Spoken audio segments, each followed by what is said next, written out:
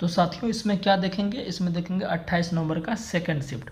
First shift हमने देख लिया है 28 नंबर का। फर्स्ट शिफ्ट छोड़िए, 25 से लेकर 27 तक हमने पूरा आपको करा दिया है। प्लेलिस्ट में जाकर आप जाके देख सकते हैं, ठीक है ना। ये आपको बहुत फ़ायदा करेगा साथियों टेक्नीशियन एग्जाम के लिए। तो चलिए ज़्यादा बातें नहीं करेंगे, बाकी टेलीग्राम ज्वाइन कर लीजिएगा। टेलीग्राम का नाम यही है 4PDF के लिए, ठीक है ना। चैनल को सब्सक्राइब वगैरह कर दीजिएगा। चलिए स्टार्ट करते हैं। इस क्वेश्चन का आंसर दीजिए आप। कह रहा है किसी पिंड की शक्ति को किलोवाट, किसी पिंड की शक्ति, एक मिनट, किसी पिंड की शक्ति को किलोवाट और वाट दोनों में मापा जा सकता है। तो वाट के संदर्भ में 1 kW का मान क्या। सिंपल है साथियों, 1 kW बराबर होता है आपका 1000 वाट होता है। तो सिंपल आपका आंसर क्या हो जाएगा, आपका आंसर हो जाएगा 1000। आंसर कोई एकदम हलवा क्वेश्चन था, ठीक है ना। बाकी और चीज़ बताएं, विद्युत शक्ति का बात हो रहा है साथियों, इससे बहुत निर्भर करा रहा है। तो क्या होता है, कार्य करने की दर को, कार्य करने की दर को, कार्य करने की दर को, की दर को जब बात आए तो नीचे समय से भाग होता है। तो P बराबर W/T होता है। तो W का मात्रक क्या होता है, जूल, और समय मात्रक सेकंड, यानी कि जूल बटे सेकंड। ये किसका मात्रक है, विद्युत शक्ति का मात्रक है। और इसी जूल बटे सेकंड को वाट भी कहते हैं। और सूत्र लिख देते हैं इसका, ठीक है ना। P बराबर W/T तो हो किया, और P बराबर V²/R भी होता है, और P बराबर VI भी होता है, और P बराबर I² R भी होता है। ये सब सूत्र याद रखना, केकरो पर आधारित न्यूमेरिकल आ जाएगा, एकदम फिक्स आने हैं, ठीक है ना। आगे देखते हैं इस सवाल को। देखिए इस सवाल में क्या कह रहा है, जब तनु हाइड्रोलिक अम्ल को, तनु हाइड्रोलिक अम्ल को, यानी कि HCl का बात कर रहा है साथियों, HCl का कॉपर ऑक्साइड यानी कि CO के साथ जब रिएक्शन कराता है साथियों, थोड़ी मात्रा वाले बीकर में मिलाया जाता है। सिंपल सी बात है, बीकर में मिलाएंगे तो रिएक्शन नहीं होगा भाई, एक साथ आएगा तो रिएक्शन नहीं होगा। तो कौन सा यौगिक बनता है, तो मेरे भाई सिंपल है ना भाई, ये Cu है ना। Cu क्या करेगा, Cl से रिएक्शन करेगा तो बनेगा CuCl2 यानी कॉपर क्लोराइड, ठीक है ना। चलिए आगे बढ़ते हैं। नेक्स्ट क्वेश्चन देखिए यहाँ पर क्या है, वापस वही क्वेश्चन कोलाइड वाला आ गया है, कई बार करा चुके हैं। निम्नलिखित विकल्पों में से कौन सा कोलाइड में फोम का सही उदाहरण है। फोम कब बनता है मेरे भाई, फोम का उदाहरण क्या क्या है आपका, फोम का उदाहरण कह सकते हैं आप साथियों। फोम का उदाहरण खुद फोम होता है, रबर होता है, और आप कह सकते हैं, और कह सकते हैं स्पंज कह सकते हैं, और प्यूमिस। ये सारे किसके उदाहरण हैं, ये फोम नामक कोलाइड के उदाहरण है। फोम नामक कोलाइड का उदाहरण खुद फोम भी है, रबर भी है, स्पंज भी है, और प्यूमिस भी है। तो इसका आंसर क्या होगा, फोम का उदाहरण क्या होगा, प्यूमिस है। क्या प्यूमिस। कुहासा कोहरा साथियों क्या है, कुहासा कोहरा बता सकते हैं। तो कुहासा कोहरा एरोसोल आता है, कुहासा कोहरा क्या है, एरोसोल में आता है। और जेली का बात करें साथियों, तो जेली किस में आता है पता है, जेली किस में आता है, जेल में। जेली किस में आता है, जेल में आता है, ठीक है ना। बाकी ये सब चीज़ मैंने कितना बार आपको डिटेल में बताया हुआ। आगे बढ़ते हैं। इसको देखिए, कह रहा है कि सही कथन का चयन कीजिए। टेस्टोस्टेरोन लड़कों में यौनावस्था के लक्षणों का भी नियंत्रित होता है। बिल्कुल सही बात है। यौनावस्था साथियों क्या होता है कि जब आपका आवाज़ भारी हो जाएगा, आपको दाढ़ी मूँछ से आने लगेगी, है ना। और क्या बताएं, जैसे आपको मुहासा फुंसी वगैरह आने लगेगा, तो ये सब जो लक्षण आता है ना, ये सब होता है यौनावस्था, समझ गए ना। तो टेस्टोस्टेरोन जो हार्मोन होता है साथियों, बिल्कुल यही सब लक्षण दिखाता है। प्रोजेस्टेरोन लड़कों में, गलत बात, आगे पढ़वे नहीं करेंगे। प्रोजेस्टेरोन लड़का की बातें नहीं आता है, अब कुछ बोलेगा गलत। प्रोजेस्टेरोन लड़की का था तो सही होता, तो ऑप्शन भी गलत है, ए सही है। तो कथन असत्य है, कथन भी असत्य, बिल्कुल गलत है। और बाकी दिमाग नहीं लगाना है ना, फालतू एकदम दिमाग खराब सब करता है, झूठो मुन जैसे ऑप्शन देकर, ठीक है ना। यहाँ पर देखिए भाइयों साहब कि जब सफ़ेद प्रकाश को कांच के प्रिज्म से, ये हमारा प्रिज्म हो गया, ये जो प्रिज्म है ना, भले आपको त्रिभुज जैसा दिख रहा है, लेकिन ये त्रिभुज जैसा होता नहीं है, ये आपका पंचभुज जैसा, पंचभुज नहीं कह सकते हैं आप इसको, जो है ना, इसमें 5 सतह होता है। कितना होता है, 5 सतह होता है, कांच का बना होता है ये, लेकिन हमको दिखता है ऐसा क्योंकि साइड, ये साइड व्यू है, ये जो हम बनाए हैं ये साइड व्यू है। एक बात ध्यान रखिएगा कि जो आपका प्रिज्म है इसमें कितना सतह होता है, 5 सतह पूछ देगा, लेकिन हमको दिखता 3 ही सतह से, क्योंकि साइड से देखते हैं, ठीक है ना। तो इसमें क्या साथियों, इसमें क्या करते हैं, कह क्या रहा है, ये कह रहा है कि जब, एक मिनट, अरे भाई तू भी भागे, जब सफ़ेद प्रकाश को कांच के प्रिज्म द्वारा 7 रंगों में विभक्त किया जाता है। तो इधर जब करेंगे ना साथियों, ये 7 रंग में, 1 2 3 4 5 6 7 बना दीजिए। यहाँ एक वर्णपट बनता है, इसको स्पेक्ट्रम बोलते हैं। तो ये कह रहा है कि निम्नलिखित में किस रंग का विचलन सबसे कम होगा। तो विचलन सबसे कम पूछ रहा है। तो भाई ट्रिक बताएं, ट्रिक क्या बताए थे, VIBGYOR, यही होता है विबग्योर। वी मतलब साथियों वॉयलेट बैगनी, आई मतलब इंडिगो जामुनी, बैगनी लिखते हैं बहुत से बैगनी, जामुनी, ब्लू मतलब नीला, ग्रीन मतलब हरा, येलो मतलब पीला, ऑरेंज मतलब नारंगी, और रेड मतलब लाल। जो साथियों सबसे नीचे है ना, जो सबसे नीचे कौन बैगनी है, तो इसका विचलन सबसे अधिक होगा। विचलन का मतलब होता है भटकना। तो जब प्रिज्म से साथियों गुजारा गया ना, प्रिज्म से गुजारा गया तो सबसे ज़्यादा कौन भटकता है, देखिए यहाँ से भटकना स्टार्ट होता है, यहाँ से। तो लाल तो एकदम सीधा में लगभग जाता है, लाल आपका लगभग सीधा में जाता है, तो वो आपका ज़्यादा भटकता नहीं है। लेकिन ये जो आपका बैगनी है ये ज़्यादा भटकता है। तो जो ज़्यादा भटका उसका विचलन सबसे ज़्यादा, जो कम भटका उसका विचलन कम और तरंगदैर्घ्य ज़्यादा। समझ की बात को ना, जिसका विचलन कम है, जिसका विचलन कम है उसका तरंगदैर्घ्य क्या होगा, ज़्यादा होगा, और जिसका तरंगदैर्घ्य ज़्यादा है उसका विचलन कम होगा, उल्टा होता है। समझ गए ना बात को।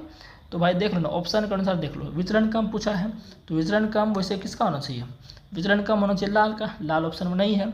लाल के बाद कौन आता है, लाल नारंगी आता है, तो नारंगी भी ऑप्शन में नहीं है, तो सिंपल बात है पीला हो जाएगा, पीला करेक्ट आंसर। ठीक है ना। इसको देखिए, जब किसी वस्तु पर गुरुत्वाकर्षण बल लगता है, ठीक है, तो वस्तु निम्नलिखित में से क्या अनुभव करती है।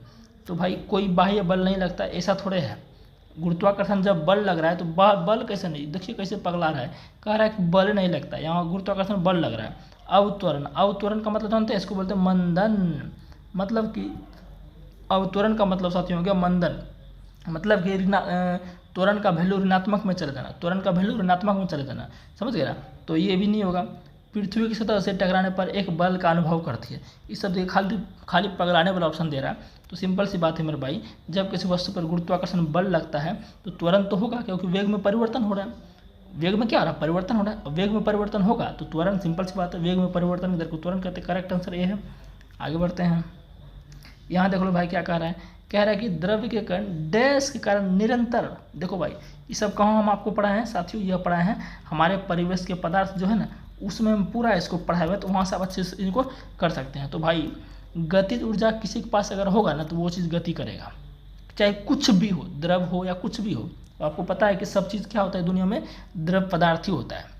जिनके पास आयतन हो, जो कुछ ना कुछ जगह छिकता हो, जिनका कुछ ना कुछ द्रव्यमान हो, तो भाई साहब द्रव मतलब पदार्थ, द्रव्य के कारण डैश के कारण निरंतर गतिशील रहते हैं, तो गतिज ऊर्जा कारण। ठीक है ना। आगे बढ़ते हैं। इस प्रश्न को देखिए, कह रहा है पुष्प के मादा जनन अंग में उभरा फूला भाग डैश होता है, मध्य में लंबा भाग डैश होता है, और शीर्ष भाग जो प्रायः चिपचिपा होता है वह वर्तिकाग्र कहलाता है।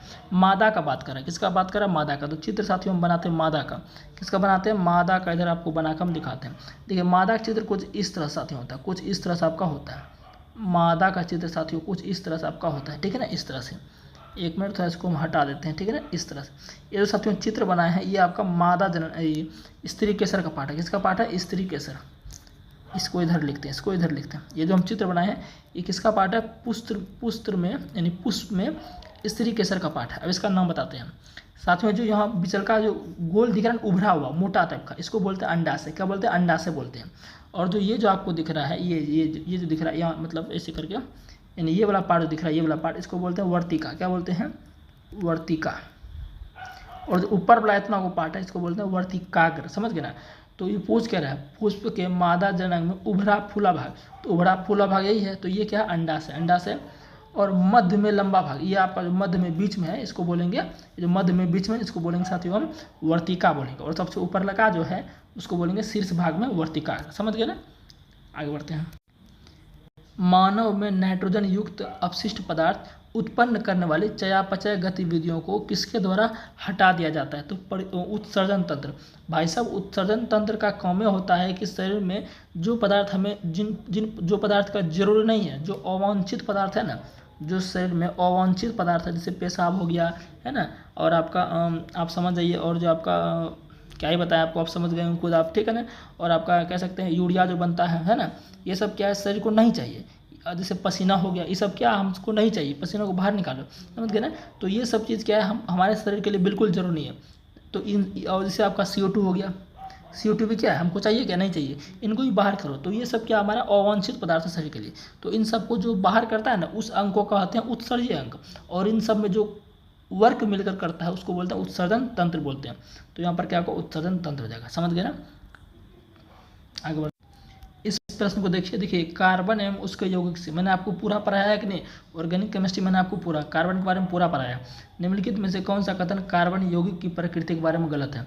इन कार्बन का जो यौगिक है ऑर्गेनिक कंपाउंड उसके बारे में गलत है। कार्बन में कार्बन के अन्य परमाणुओं के साथ बंधन बनाने की अद्वितीय क्षमता जिससे बड़े अणुओं का निर्माण होता है, इस गुण को श्रृंखलन कहते हैं। बिल्कुल सही बात है। कार्बन के ऐसे यौगिक जिनके कार्बन परमाणु के बीच द्विआबंध या त्रिआबंध होता है उसे असंतृप्त यौगिक होते हैं। मैंने बोला था संतृप्त होता है हाइड्रोकार्बन, जो मैंने आपको पढ़ाया था उसमें बताया था हाइड्रोकार्बन दो प्रकार के होते हैं, एक संतृप्त हाइड्रोकार्बन, एक असंतृप्त। संतृप्त क्या होता है, इसमें एक बॉन्ड बनता है। असंतृप्त क्या होता है, इसमें दो बंध या त्रिबंध बन सकता है। तो वही ठीक कह रहा है, ये दो भी सही है। 3 देखिए, कार्बन के यौगिक ऑक्सीजन से ही बनते हैं। ये क्या बात है, कार्बन के यौगिक ऑक्सीजन से थोड़ी बनते हैं, कार्बन यौगिक हाइड्रोजन से बनते हैं। हालांकि हाइड्रोजन के अलावा भी ऑक्सीजन आते हैं, लेकिन ये कह रहा है कार्बन के यौगिक ऑक्सीजन से ही बनते हैं। नहीं भाई, ये संभव नहीं है, ये संभव नहीं है। कार्बन के यौगिक ज़्यादातर हाइड्रोजन से मिलकर बनते हैं, भले कि ऑक्सीजन उसमें आ जाए वो अलग बात है, लेकिन हाइड्रोजन कंपलसरी है उसमें, ठीक है ना। तो तीसरा गलत कह रहा है, चौथा भी सही होगा, चौथा बिल्कुल सही है। चौथा कह रहा है कार्बन के ऐसे यौगिक जो कार्बन परमाणु के बीच केवल एक आबंध से जुड़े होते संतृप्त कहलाते। बिल्कुल सही बात है, 2 या 3 जुड़ेंगे तो असंतृप्त। आगे बढ़ते हैं भाई साहब। इस सवाल को देखिए, विभवांतर के वाले यानी कि भी का वैल्यू के दिया है। विभवांतर मतलब भी का वैल्यू के दिया है। आवेश प्लस क्यू, आवेश का वैल्यू प्लस में खुद प्लस क्यू ही दिया है। तो गतिमान करने में किया गया कार्य, तो मैंने आपको क्या पढ़ाया है, मैंने आपको भी बराबर क्या पढ़ाया है, बोलिएगा कि W/Q पढ़ाए हैं। भी का वैल्यू खुद दिया है, भी का वैल्यू के दिया है, ऊपर रखते हैं, भी का वैल्यू के दिया है, W पूछ रहा है और Q का वैल्यू खुद के दिया है, मतलब Q का वैल्यू Q ही दिया है, तो बटाई कर दीजिए। तो W गुना 1 और K गुना Q KQ, तो ऑप्शन हो जाएगा ऑप्शन 3, KQ आंसर हो जाएगा। समझ गए ना, आगे बढ़ते हैं। इस प्रश्न को देखिए, ऊतक से आया है। पौधों में शीर्षस्थ विभज्योतकी ऊतक की स्थिति क्या होती है। शीर्षस्थ का बात हो रहा है साथियों, जो आपका विभज्योतकी ऊतक होता है, विभज्योतकी ऊतक साथियों होता है ना, विभज्योतकी ऊतक होता क्या है, जिनमें विभाजन की क्षमता हो, जिस ऊतक में विभाजन की क्षमता हो उसे विभज्योतकी ऊतक कहते हैं। एक और होता है अस्थायी ऊतक। अस्थायी ऊतक क्या होता है, जो विभाजन की क्षमता को खो चुका है, यानी कि जिनमें कोशिका विभाजन नहीं हो सकता, उसे अस्थायी ऊतक कहते हैं। और अस्थायी ऊतक कोई स्पेशल नहीं है, ऐसा नहीं कि अस्थायी ऊतक पहले से होता है, वो विभज्योतकी ऊतक से ही आपका बनता है अस्थायी ऊतक। जब विभज्योतकी ऊतक बूढ़ा होने लगता है तो उनको अस्थायी ऊतक में काउंट किया जाता है, ठीक है ना। तो साथियों विभज्योतकी ऊतक के 3 प्रकार, कितना प्रकार, 3 प्रकार। पहला साथियों आपका होता है शीर्षस्थ, क्या होता है, शीर्षस्थ होता है। दूसरा आपका साथियों होता है पार्श्वस्थ, क्या होता है, पार्श्वस्थ। और तीसरा आपका होता है अंतर्वेशी, क्या होता है, अंतर्वेशी होता है, ठीक है ना। ये 3 प्रकार। शीर्षस्थ विभज्योतकी ऊतक जो होता है साथियों, ये क्या करता है, ये आपका पौधों की लंबाई में वृद्धि करता है। क्या करता है, पौधों की लंबाई में, चाहे वो तना हो या जड़ हो, तो शीर्षस्थ के बारे में पूछ रहा है ना, तो तना और जड़ की वृद्धि में हो जाएगा। साथियों पार्श्वस्थ जो आपका होता है, पार्श्वस्थ, ये साथियों क्या होता है, इनको हम द्वितीयक ऊतक भी कहते हैं। इनको क्या कहते हैं साथियों, इनको हम द्वितीयक ऊतक भी कहते हैं। और जो आपका शीर्षस्थ है इनको हम प्राथमिक ऊतक भी कहते हैं, ठीक है ना। तो जो आपका पार्श्वस्थ साथियों है, ये क्या करता है, तने की क्या करता है साथियों, तने की चौड़ाई बढ़ाता है। जिसे देखा ना कि बोलते हैं ठल्ली मोटा हो गया, ठल्ली हम लोग ठल्ली बोलते हैं, टहनी जैसे मोटा हो गया ना, सिल्ली जो होता है आपका, जो पेड़ का जो पूरा मोटा ठल्ली है भाग जो है, वो अगर मोटा हो गया तो उसके लिए जिम्मेवार कौन है, पार्श्वस्थ, यानी कि चौड़ाई बढ़ाता है, मोटाई को बढ़ाता है। समझ गए बात को। तो पार्श्वस्थ का भी साथियों आप जो है काम समझ गए होंगे, ठीक है ना। व्यास बढ़ाते हैं, व्यास मतलब वही हो गया। और अंतर्वेशिक साथियों बात करें तो ये टहनियों में पाए जाते हैं, टहनियों के पर्व में इंटरनोड बोलते हैं। जैसे मान चलिए ये सिल्ली है, ठीक है ना, तो यहाँ पर एक पत्ता है, तो यहाँ पर ये पाए, इसको बोलते हैं टहनियों या इंटरनोड बोलते हैं। समझ गए ना। तो उम्मीद है ये सारी चीज़ आप जो है अच्छे से समझ गए होंगे। आगे बढ़ते हैं। इस प्रश्न का उत्तर जो है आप हमें कमेंट में दीजिएगा। 43 नंबर प्रश्न है, इस प्रश्न का उत्तर आप हमें कमेंट में दीजिएगा। मैं इसलिए आपसे ये क्वेश्चन पूछ रहा हूँ क्योंकि साथियों 2 दिन पहले हमने इसको बताया अच्छी तरीके से। जो इसका आंसर अच्छा से देगा तो समझेंगे कि वो सीरियस बच्चा है, उनका एग्जाम जरूर निकलेगा टेक्नीशियन का, ठीक है ना। तो आप कमेंट में इसका आंसर जरूर दीजिएगा, ठीक है। आगे बढ़ते हैं। जब एक लोहे की कील को कॉपर सल्फेट के विलयन में डुबोया जाता है तो कौन सा पदार्थ विस्थापित होता है। साथियों ये विस्थापन अभिक्रिया से क्वेश्चन है, हमको क्वेश्चन देखते पता चल गया। लोहे की कील को, तो लोहा कोल साथ क्या Fe, यह क्या लोहा कील है। कॉपर सल्फेट, मान लीजिए कोई साथियों बीकर है, इसमें क्या आपका CuSO4 है। अब ये कॉपर सल्फेट का विलयन है, इसमें लोहा का कांटी डुबा दिए, क्या कि लोहा का कांटी डुबा दिए, तो अभिक्रिया आखिर कैसे होगा, कह रहा है कौन सा पदार्थ विस्थापित होगा। तो मेरे भाई विस्थापित कौन होगा, विस्थापित का मतलब डरे भाग गया, डर के मारे भाग गया, तो जरा कम पावर होगा वह ना भागेगा। तो Fe के साथ किसको मिलाया है, CuSO4। तो मेरे भाई रिएक्शन कैसे होगा, देखिए Fe जो होता है ना साथियों Cu से ज़्यादा अभिक्रियाशील होता है। तो Fe बोलेगा रे Cu तुम भाग जाओ, क्या कि तुमसे हम ज़्यादा पावरफुल है, तुमको हम टिकने देंगे नहीं, इसलिए Cu बेचारा अलग हो जाता है और Fe जो है SO4 के साथ अपना रिश्ता बना लेता है और Cu बेचारा अलग। तो Cu को हटा दिया तो Cu कॉपर विस्थापित हो गया। ठीक है, आगे बढ़ते हैं।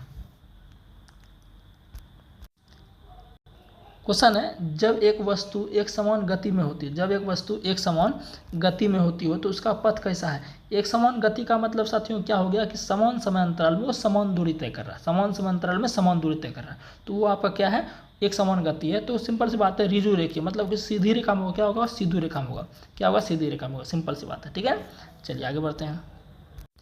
चलिए इस प्रश्न को देखिए, कह रहा है गलत वाक्यों की पहचान कीजिए, यानी कि गलत चुनना आपको। कुछ जीव कार्बन डाइऑक्साइड और जल के रूप में अकार्बनिक स्रोतों से प्राप्त सरल खाद्य सामग्री का उपयोग करते हैं। साथियों हमारे जो पादप साथी होते हैं यानी पौधे जो होते हैं, ये अपना भोजन के लिए क्या करते हैं, तो बोलेगा सिंपल है सर, ये CO2 लेते हैं और H2O, इन दोनों से ये क्या करते हैं, अपना भोजन बना लेते हैं। तो CO2 H2O क्या है, अकार्बनिक पदार्थ है, तो अकार्बनिक पदार्थ भी बोल रही है। तो ये हमारे क्या है, अकार्बनिक स्रोत है। ठीक है ना, पदार्थों के अकार्बनिक स्रोत हैं। तो पौधे क्या करते हैं, इन्हीं सबसे अपना भोजन बनाते हैं। हालांकि इसमें उसको सूर्य का प्रकाश का भी जरूरत होता है, तो मैंने आपको उसका जिक्र नहीं किया। सूर्य का प्रकाश और हरित लवक का भी, पर्णहरित का भी जरूरी होता है। तो ये बात तो बिल्कुल सही कह रहा है। दूसरा नंबर देखते हैं, दूसरा नंबर देखते हैं, कह रहा है अन्य जीव जटिल पदार्थों का उपयोग करते हैं। अरे किसका बात कर रहा है, मनुष्य का बात कर रहा है जी, मनुष्य का बात कर रहा है। हम लोग क्या करते हैं, जटिल चीज़ें खाते हैं। जैसे कि आप कार्बोहाइड्रेट खाते हैं, तो कार्बोहाइड्रेट क्या जटिल है, उसको सरल पदार्थों में तोड़ा जाता है पाचन क्रिया के दौरान, जिन्हें शरीर के अनुरक्षण और वृद्धि के लिए उपयोग किए जाने से पहले सरल पदार्थों में विखंडित किया जाता है। बिल्कुल सही बात है। हम जो चावल खाते हैं तुरंत थोड़े उससे हमको ऊर्जा मिल जाता है, वो छोटे पदार्थों में टूटता है, सरल पदार्थों में टूटता है एंजाइमों के माध्यम से, उसके बाद हमको उनसे ऊर्जा मिलते हैं, तब हमारे शरीर में जो है वृद्धि होती है, अनुरक्षण होती है अच्छे तरीके से। ठीक है ना, तो बिल्कुल A B दोनों सही है। विषमपोषी जीवों में पादप शामिल नहीं भाई साहब, पादप तो स्वपोषी होते हैं, पादप तो स्वपोषी होते हैं, लेकिन ये विषमपोषी कर रहा है, तो C हमारा गलत है, बिल्कुल गलत है। आगे बढ़ते हैं। इस सवाल को देखिए, अवतल दर्पण, उत्तल दर्पण, उत्तल लेंस, अवतल लेंस पूरा हमने कराया है, कहाँ कहाँ प्रतिबिंब बनता है। एक वस्तु को अवतल दर्पण के फोकस और ध्रुव के बीच, अवतल दर्पण आपका हम बनाते, ये आपका क्या हो गया, अवतल दर्पण हो गया, ये आपका इसका ध्रुव हो गया, ये इसका फोकस हो गया और ये इसका वक्रता केंद्र हो गया। कहाँ कहाँ वस्तु रखने, दर्पण के फोकस और ध्रुव, यानी कि यहाँ पर रख रहा है, यहाँ पर रख रहा है। तो यहाँ पर रखने बाद कहाँ पर बनता है साथियों, बनता है आपका अनंत पर बनता है। कहाँ बनता है, अनंत पर, सॉरी अनंत कह रहे हैं, अनंत गलती बोल दिया ना, अनंत नहीं, ये आपका बनेगा दर्पण के पीछे। कहाँ बनेगा, दर्पण के पीछे बनेगा, दर्पण के पीछे बनेगा। जब दर्पण के पीछे बनेगा तो कैसा बनेगा, आभासी बनता है और सीधा बनता है, क्योंकि नकली प्रतिबिंब आभासी होता है और आप क्या बनेगा, बड़ा भी बनेगा। इसको चलिए करके दिखा दें, करके दिखाते हैं, करके दिखाते हैं भाई साहब, करके दिखाते हैं, बोलिएगा नहीं। वैसे हम इसे पूरा कराए हुए हैं, यहाँ से करेंगे मुख्य से समांतर, तो परावर्तन के बाद फोकस से जाएगी। ठीक है ना, एक गुजारिए आप इससे, यहाँ से गुजारेंगे तो दर्पण के परावर्तन नियम से जाएगी। तो जब साथियों उसको पीछे खींचेंगे ना, पीछे खींचेंगे तो देखिए यहाँ पर ये कहीं पर ये मिल जाएगी, तो बड़ा बना, वस्तु इतना छोटा है, ये आपका बड़ा बना। ठीक है ना, तो बड़ा बना, तो ये बोल सकते हैं आभासी, सीधा और बड़ा, सिंपल बात है। बाकी थ्योरी देखना है तो पूरा जाके देख लीजिए, आपके लिए फ़ायदेमंद होगा। ठीक है ना, आगे बढ़ते हैं। यहाँ सवाल देखिए क्या कह रहा है कि कार्बन द्वारा निर्मित सबसे सरल यौगिक की पहचान कीजिए जिसका उपयोग व्यापक रूप से ईंधन के रूप में किया जाता है। तो भाई सरल यौगिक का मतलब क्या हुआ, आप ऐसे भी देख सकते हैं कि मेथेन आपका क्या साथियों, एकदम सरल हाइड्रोकार्बन। क्या है, सरल hydrocarbon, simple hydrocarbon, single bond होता है और आपका क्या सिंपल हाइड्रोकार्बन। और ईंधन के रूप में तो मिथेन का ईंधन के रूप में भी यूज करते हैं। खत्म। देखिए कितना लड्डू पूछा है, जीवों की मूल निर्माण इकाई क्या है। सिंपल बात है, ये पूछ रहा है कि जीवों की संरचनात्मक एवं क्रियात्मक इकाई क्या है, तो भाई कोशिका है। एकदम लड्डू वाला सवाल पूछ लिया है।